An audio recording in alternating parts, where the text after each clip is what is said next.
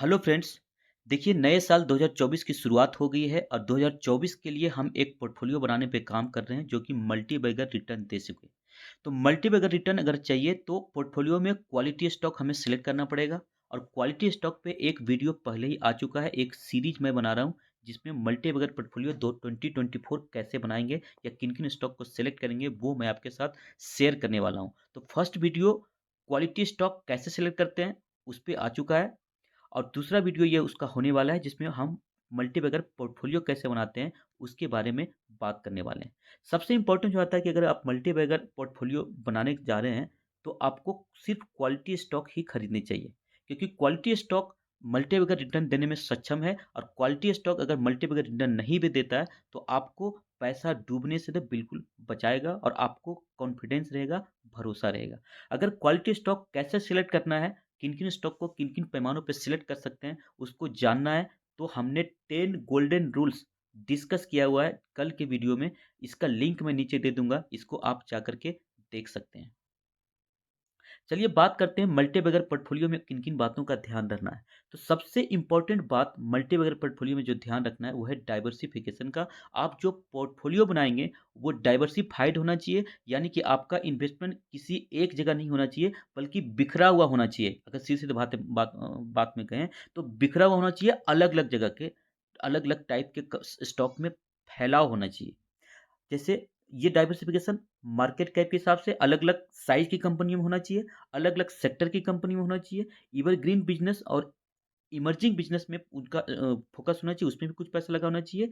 Index के stock पे आपके पोर्टफोलियो में ज़रूर होना चाहिए और लिस्टिंग के हिसाब से न कुछ नए स्टॉक और कुछ पुराने स्टॉक, हर तरह के स्टॉक को आपको जगह ज़रूर देना चाहिए। मैं अगर मार्केट कैप की बात करूँ, तो मार्केट कैप देखिए 5 प्रकार के मार्केट कैप हम बात कर रहे हैं। लार्ज कैप, मिड कैप मतलब जो मीडियम साइज़ की कंपनी है, स्मॉल कैप जो छोटी कंपनी है, माइक्रो कैप जो बहुत ही छोटी कंपनी है, नैनो कैप मतलब जो इतनी छोटी कंपनी है, इतनी छोटी कंपनी है कि मार्केट में वो कब आएँगी या कब डूब जाएँगी कुछ पता ही नहीं चलेगा, या कब कहाँ से कहाँ चली जाएँगी। हो सकता है वो बहुत बड़ा बन जाए तुरंत, या हो सकता है वो खो जाए तुरंत। तो नैनो कैप कर सकते हैं। देखिए मार्केट मार्केट में जो ये साइज़ के हिसाब से जो बँटवारा किया गया है, ये सेबी के हिसाब से अगर बात करें तो सेबी ने जो है ना, सेबी ने सिर्फ़ 3 करके बात किया है, लार्ज कैप, मिड कैप और स्मॉल कैप। और सेबी जो है टॉप 100 की जो कंपनी है, उसको लार्ज कैप मानती है। 100 से 101 से 250 रैंक की जो कंपनी है उसको मिड कैप मानती है। और 251 और उसके बाद की सारी रैंकिंग की जो कंपनियाँ हैं, उसको स्मॉल कैप मानती है सेबी। तो लेकिन मार्केट में जो एक्सेप्ट किया जाता है, जो प्रचलन में है, मैं अगर उसकी बात करूँ तो 2 और तरह की क्लासिफ़िकेशन किया गया है, माइक्रो कैप और नैनो कैप। मार्केट जो अपना क्राइटेरिया जो मानता है, जो जो प्रचलन में है, वो रैंक के हिसाब से नहीं है, क्योंकि रैंक क्या है, बदलती रहती है। आज अगर मार्केट का में किसी स्टॉक के प्राइस ज़्यादा भाग गया और हो सकता है कि 1 नंबर वाले स्टॉक का प्राइस गिर गया, तो 2 नंबर वाला कल 1 नंबर बन सकता है। तो रैंकिंग ऊपर-नीचे होती रहती है। मार्केट कैप मतलब डेली बदलता रहता है, स्टॉक के प्राइस के हिसाब से। मार्केट कैप कहते किसको हैं? तो मैं अगर शॉर्ट में बात करूँ, तो अगर किसी कंपनी का 100 स्टॉक मार्केट में ट्रेड कर रहा है और एक स्टॉक की कीमत ₹5 है, इसका मतलब टोटल उसका मार्केट कैप कितना हो जाएगा, मल्टीप्लाई कर देंगे, ₹500 उसका मार्केट कैप हो जाएगा। मतलब एक स्टॉक की कीमत को टोटल स्टॉक जो ट्रेड कर रहा है उससे मल्टीप्लाई कर दो तो आपको मार्केट कैप मिल जाएगा। मार्केट कैप के हिसाब से किसी कंपनी की साइज़ का पता लगाया जाता है, कंपनी के प्राइस के हिसाब से नहीं। कई लोग क्या समझते हैं कि अगर कोई स्टॉक ₹5 में मिल रहा है, दूसरा स्टॉक अगर 500 में मिल रहा है, तो ये छोटी कंपनी, ये स्मॉल कैप है और ये लार्ज कैप है। नहीं, मार्केट कैप की या कंपनी का जो साइज़ होता है, वो प्राइस के हिसाब से बिल्कुल नहीं होता है। आपको कई बार स्मॉल कैप कैटेगरी के स्टॉक जो है 5,000 का भी दिख सकता है और लार्ज कैप का स्टॉक ₹50 का दिख सकता है। तो आपका मार्केट कैप ही बताता है कि कंपनी छोटी है या कंपनी बड़ी है, यानी लार्ज कैप है कि स्मॉल कैप है। चलिए, ये तो हुई कि एम कैप, मार्केट कैप कहते किसको हैं। अगर अब मैं बात करूँ कि मार्केट कैप को किस तरीके से यूज़ किया जाता है, तो रैंक के हिसाब से सेबी मानती है ना, लेकिन मार्केट एक्सपर्ट रैंक के हिसाब से नहीं मानते हैं, या रैंक के हिसाब से पता लगाना भी थोड़ा मुश्किल होता है, बिल्कुल डायनामिक फिगर होता है। तो हम एक एब्सोल्यूट वैल्यू ले लेते हैं, 25,000 करोड़ से ऊपर की जो कंपनी रहेगी उसको लार्ज कैप, 10,000 से 25,000 के बीच को मिड कैप, 1,000 से 10,000 के बीच की कंपनियों को स्मॉल कैप, और 100 करोड़ से 1000 करोड़ के बीच की कंपनी को माइक्रो कैप, और जो कंपनी 100 करोड़ से भी छोटी है उसको नैनो कैप कंपनी हम मान लेते हैं, और उस हिसाब से हमारा क्लासिफिकेशन या हमारा डिस्कशन होगा। अगर बात करें ना लार्ज कैप, तो लार्ज कैप में वो स्टॉक होते हैं जो जनरली मार्केट लीडर होते हैं और उनका ट्रैक रिकॉर्ड बहुत ही बढ़िया होता है, इसलिए उसमें रिस्क लो होता है और रिवार्ड भी लेकिन लो मिलेगा। तो ये सेफ रिटर्न माना जाता है, सेफ इन्वेस्टमेंट माना जाता है, यानी रिस्क कम तो रिवार्ड भी कम। सीधा सा मार्केट में रूल होता है कि रिस्क ज़्यादा तो रिवार्ड ज़्यादा, रिस्क कम तो रिवार्ड भी कम। तो लार्ज कैप इसी कैटेगरी में होते हैं, इसमें रिस्क एंड रिवार्ड लो होता है। अगर मिड कैप की बात करें तो रिस्क एंड रिवार्ड हाई हो जाता है, यानी रिस्क थोड़ा बढ़ जाता है तो रिवार्ड भी बढ़ जाता है। अगर स्मॉल कैप की बात करें तो रिस्क और ज़्यादा बढ़ जाता है, लेकिन रिटर्न भी और ज़्यादा आपको मिलने की संभावनाएं बढ़ जाती है। बाकी माइक्रो कैप और नैनो कैप ये दोनों काफ़ी रिस्की होते हैं। Micro cap very very risky investment है, यहाँ पे रिवार्ड भी लेकिन आपको ज़्यादा मिल सकता है। और एकदम नैनो कैप की कंपनी में अगर जाएंगे तो आपको रिस्क अल्टीमेट लेवल का हो जाता है, वेरी वेरी वेरी, जितना वेरी करना है ना उतना वेरी कर लीजिए, इतना रिस्की इन्वेस्टमेंट है। यानी कि ये पैसा आपका डूब सकता है पूरे के पूरे। तो यहाँ पे पैसा अगर आप लगा रहे हैं तो आप मान के चलिए कि पूरा का पूरा पैसा डूब सकता है। अब चलिए मार्केट कैप के हिसाब से बात करते हैं कि किसको कितना इन्वेस्टमेंट करना चाहिए, किस तरह का डाइवर्सिफिकेशन का ख्याल रखना है। अगर आपको डाइवर्सिफिकेशन के साथ इन्वेस्टमेंट करना है तो इन्वेस्टर के अप्रोच या माइंडसेट पे डिपेंड करता है कि वो किस साइज की कंपनी में कितना पैसा डालेंगे। देखिए, इन्वेस्टर का एज कितना है इस पे डिपेंड करेगा, इन्वेस्टर कितना पैसा इन्वेस्टमेंट करना चाहता है, इन्वेस्टर वन टाइम इन्वेस्टमेंट करना चाहता है या मंथली क्वार्टरली करना चाहता है, या इन्वेस्टर मार्केट से कितना रिटर्न चाहता है, हाई रिटर्न चाहता है 20-25%, तो उसकी ये एलोकेशन अलग होगा। अगर वो मीडियम रिटर्न चाहता है 12 से 15%, तो उसका एलोकेशन अलग होगा। लो रिटर्न तो मार्केट से कोई चाहेगा नहीं, अगर लो रिटर्न चाहिए तो मार्केट में वो आएगा ही क्यों, वो बैंक में जाएगा। चलिए बात करते हैं एज के हिसाब से कि सबसे पहले अगर बात करें किस एज में हमें इन्वेस्टमेंट शुरू कर देना चाहिए, तो मैं तो कहूँगा जैसे कॉलेज लाइफ स्टार्ट होता है ना, कॉलेज में जब जाता है तो पॉकेट मनी से 100 रुपया 500 रुपये जो भी बनता है उस बचा कर करके मंथली इन्वेस्टमेंट स्टार्ट कर देना चाहिए। तो आपका लाइफ समझो सेट है, तो इन्वेस्टमेंट का कॉलेज लाइफ से स्टार्ट हो जानी चाहिए। अगर बात करें एज के हिसाब से और कैपिटल के हिसाब से, तो एज के हिसाब से बात करें तो यंगर एज जो होते हैं उस उनकी अलग एलोकेशन होगा, ओल्डर का अलग एलोकेशन होगा। यंगर या ओल्डर की अगर मैं यहाँ बात करूँ तो मैं 50 ईयर का क्राइटेरिया लेके चल रहा हूँ। 50 साल से कम वाले को यंगर, 50 से ऊपर वाले को ओल्डर मान रहा हूँ। सेम कैपिटल की अगर बात करें तो कैपिटल कोई अगर इन्वेस्टमेंट के लिए आया 10 लाख रुपए लेकर के कि मैं 10 लाख इन्वेस्ट कर दूंगा, कोई आया है 1 लाख लेकर के, तो दोनों का अलग इन्वेस्टमेंट अप्रोच या स्ट्रेटजी होना चाहिए। एलोकेशन ऑफ फंड अलग होना चाहिए, किस टाइप की कंपनी में कितना पैसा लगाएंगे, दोनों का अप्रोच में डिफरेंट होना चाहिए। अगर कोई यंगर एज का है या पैसा कम है उसके पास, देखिए कम पैसा लेकर के अगर आप मार्केट आए हैं ना, मतलब कि कुछ बड़ा आप चाह रहे हैं, क्योंकि अगर 1 लाख रुपए लेकर आए हैं और सोच रहे हैं कि मैं 1 लाख को 2 लाख बना लूंगा, तो आपको मार्केट से क्या ही मिल जाएगा।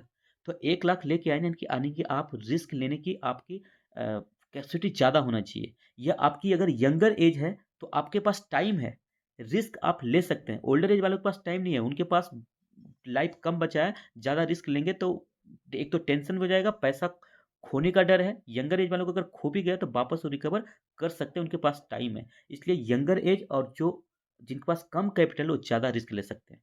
तो मैं दोनों की बात करूँ, अगर यंगर एज या स्मॉल अमाउंट के साथ इन्वेस्टमेंट करना चाहते हैं, उनका 50% पैसा तो लार्ज कैप में जाना चाहिए, 20% जो है वो मिड कैप में जाना चाहिए, यानी कि 70% ये जो है लो रिस्क में आपका इन्वेस्टमेंट हो जाएगा। 30% के साथ आप रिस्क ले सकते हैं, जिसमें 15-15% जो है स्मॉल कैप, 10% माइक्रो कैप और 5% पैसा जो है नैनो कैप में लगाना चाहिए, ये सोच कर करके कि ये पैसा मेरा डूब जाएगा। हालांकि डूबता नहीं है, यकीन मानिए, कोई भी इन्वेस्टमेंट अगर 100 रुपये का इन्वेस्टमेंट किया है तो वो जीरो नहीं होगा, कोई भी स्टॉक जीरो इतनी आसानी से नहीं होता है, या कह लीजिए होता ही नहीं है। जीरो नहीं होता है, ठीक है, 20%, 25%, 75% टूट जाएगा, इनकी 100 का 20 रुपया जरूर बचेगा। लेकिन अगर इन्वेस्टमेंट मल्टी अगर रिटर्न आपको मिल गया तो ये 100 का 1000, 10,000 भी बन सकता है। तो एक 100 का 1000 या 10,000 बनाना है ना, 100 गुना 50 गुना रिटर्न चाहिए, तो आपको नैनो कप में बन जाते हैं, कई बार बन जाते हैं। लेकिन अगर नुकसान होगा तो कितना नुकसान होगा, मेरा पूरा का पूरा इन्वेस्टमेंट जाएगा, 5% पूरा खो जाएगा। लेकिन यहाँ पे पाने के लिए काफ़ी कुछ है, इसलिए 5% जो है ना, यंगर जनरेशन वालों को या जो जिनके पास कैपिटल कम है, इतना रिस्क उनको लेना चाहिए। दूसरा टाइप का अगर बात करूँ, ओल्डर एज जो 50 प्लस वाले हैं या जिनके पास अमाउंट ज़्यादा है, उनको ज़्यादा रिस्क नहीं लेना चाहिए, क्योंकि 5% भी अगर लॉस हुआ ना, तो बड़े अमाउंट पे 5% बहुत ज़्यादा अमाउंट होता है। तो इसलिए उनको कम रिस्क लेना चाहिए। उनको 60% लार्ज कैप में और 20% मिड कैप में डालना चाहिए, यानी 80% सेफ इन्वेस्टमेंट की तरफ लो रिस्क इन्वेस्टमेंट हो जाएगा। और 20% को रिस्क लेना चाहिए, जिसमें 10% स्मॉल कैप और 10% माइक्रो कैप कंपनी में चला जाएगा। मैं दूसरे टाइप के फिर मैं इन्वेस्टर की बात करूं, जो कि एक तो है इन्वेस्टर जो मंथली इन्वेस्ट करना चाहते हैं, जिनका कोई फिक्स इनकम या सैलरीड क्लास वाले हैं, उनको मंथली इन्वेस्टमेंट करना चाहिए। सैलरीड क्लास वाले को लमसम इन्वेस्टमेंट, जो कि एक ही बार 1 लाख रुपया इन्वेस्ट कर देना चाहता है, उसकी लमसम इन्वेस्टमेंट हो गया। दूसरा हुआ कि हाई रिटर्न चाह रहा है, एक हुआ कि एवरेज रिटर्न चाह रहा है। तो जो हाई रिटर्न चाह रहा है या जो मंथली इन्वेस्टमेंट करना चाहता है, वो सबसे बढ़िया कंडीशन में बैठा हुआ है। उसके पास रिस्क लेने का सबसे ज्यादा कैपेसिटी है, जो कि मंथली इन्वेस्टमेंट करना चाहता है, जिसकी इनकम कहीं और से आ रही है सैलरी के रूप में, वो ज़्यादा रिस्क ले सकता है। वो उसको लार्ज कैप में सिर्फ 40% रखना चाहिए, 25% मिड कैप में रखना चाहिए, और 20% उसको स्मॉल कैप और 10% माइक्रो कैप में रखना चाहिए। यानी कि ये 30% यहाँ पे रिस्की इन्वेस्टमेंट हो गया। 5% उसको भी पैसा छोड़ देना चाहिए नैनो कैप में, कि आर या पार करेंगे या डूब जाएगा, या तो फिर बहुत उनको उगा देगा एक तरह से। दूसरे टाइप के इन्वेस्टमेंट की अगर बात करें, अगर कोई लमसम इन्वेस्टमेंट करना चाहता है या मीडियम रिटर्न के साथ इन्वेस्टमेंट करना चाहता है, तो उसको फिर ज़्यादा रिस्क नहीं लेना चाहिए। 60% लार्ज कैप में, 15% मिड कैप में रखना चाहिए, यानी कि 75%, तीन चौथाई लार्ज कैप मिड कैप में हो जाएगा। 10-10% का वो जो है मिड कैप और सॉरी स्मॉल कैप और माइक्रो कैप में लगा दे। 5% वो भी रिस्क ले सकता है, लमसम इन्वेस्टमेंट वाला भी। तो 5% वो उसको भी इन्वेस्टमेंट लेना चाहिए। चलिए बात करते हैं दूसरा, कि हम डाइवर्सिफिकेशन का दूसरा आयाम, जैसे हमने साइज कहा कि अलग अलग। अच्छा, एक चीज और इसमें, जो हम ये पैसा इसमें लगाएंगे नैनो कैप में या किसी भी साइज की कंपनी में लगाएंगे, वो एक ही कंपनी में इन्वेस्टर नहीं होगा। अगर मैं लार्ज कैप में 50% पैसा लगा रहा हूं, तो कम से कम 10 स्टॉक में होगा। नैनो कैप में अगर 5% लगा रहा हूं, तो कम से कम ये 3 से 5 कंपनी में होगा। तो ये ऐसे ही बाकी सब में भी, मतलब डाइवर्सिफिकेशन का जितना ज़्यादा ख्याल रखेंगे ना, उतना ज़्यादा आपका स्मार्ट पोर्टफोलियो होगा, बढ़िया आपका रिटर्न बनेगा। अगर सेक्टर वाइज अगर बात करें, तो अगर आप 10 स्टॉक जैसे लार्ज कैप में सेलेक्ट कर रहे हैं, तो 10 स्टॉक एक ही सेक्टर का नहीं होना चाहिए कि 10 के 10 आईटी से सेक्टर उठा लिए, या मिड कैप या स्मॉल कैप। अगर आप स्मॉल कैप में आप 10 कंपनी में इन्वेस्टमेंट कर रहे हैं, तो वो 10 कंपनी अलग अलग सेक्टर की होनी चाहिए। एक आईटी का हो, तो एक केमिकल का हो, एक ऑटो का हो, एक फाइनेंस का हो, इस तरीके से होना चाहिए। आईटी और केमिकल तो जरूर होने चाहिए, क्योंकि ये दो मल्टी बैगर सेक्टर होते हैं, बहुत बढ़िया रिटर्न यहाँ बनता है। या तो नहीं बनेगा, या तो बनेगा तो बहुत बढ़िया रिटर्न बनेगा। तो बैंकिंग है, एनर्जी है, FMCG, defence, railway, infra, metal, plastic, textile, reality, ये सारे सेक्टर, ये एक फाइनल लिस्ट नहीं है। और भी बहुत सारे सेक्टर हैं जिसमें आपको इन्वेस्टमेंट करना है, बट कुछ सेक्टर को मैं आपके सामने हाईलाइट कर रहा हूँ, जो मेन पॉपुलर सेक्टर होता है। ठीक है, तो ये अंतिम लिस्ट मानकर नहीं चलना है। नेक्स्ट अगर बात करें, तो आपके पास इमर्जिंग सेक्टर भी होना चाहिए और एवरग्रीन सेक्टर के भी स्टॉक होना चाहिए। इसकी मैं यहाँ पे फिर एक लिस्ट शेयर कर रहा हूँ, बट फिर ये अंतिम लिस्ट नहीं है। और भी ऐसे सेक्टर हैं जिनको इमर्जिंग या एवरग्रीन सेक्टर में आप रख सकते हैं। ये जो चार कलर कोडिंग है, ये एवरग्रीन सेक्टर है, और ये चार, सॉरी, ये इमर्जिंग सेक्टर है, और ये एवरग्रीन सेक्टर है। इमर्जिंग सेक्टर मतलब आने वाले समय में इनका बहुत ज़्यादा जोर दिया जा रहा है। आने वाले सेक्टर समय में ये सेक्टर चलेंगे, खूब पैसा बना के दे सकते हैं, क्योंकि इन पे फोकस है, सरकार फोकस्ड है और लोग फोकस्ड है। ये एवरग्रीन सेक्टर मतलब होगा कि इनकी डिमांड पहले भी थी, आज भी है, और आने वाले समय में भी डिमांड बना रहेगा। इनके बिना लाइफ सोचना ही संभव, मतलब असंभव है, चल ही नहीं सकता। इनको हर आदमी को इसकी ज़रूरत है, हर बिजनेस को इसकी ज़रूरत है।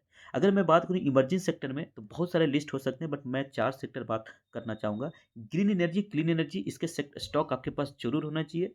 इलेक्ट्रिक व्हीकल के स्टॉक और आत्मनिर्भर भारत के स्टॉक आपके पास जरूर होना चाहिए। डिफेंस, रेलवे, मैन्युफैक्चरिंग, खास करके इस पे आत्मनिर्भर भारत, ये आत्मनिर्भर भारत में सबसे ज़्यादा कौन जोर दे रहा है? सरकार। सरकार के अंडर कंट्रोल्ड जो इंडस्ट्री है, उस पे सरकार पहले आत्मनिर्भर भारत पे ध्यान देगा, तभी तो प्राइवेट वाले ध्यान देंगे।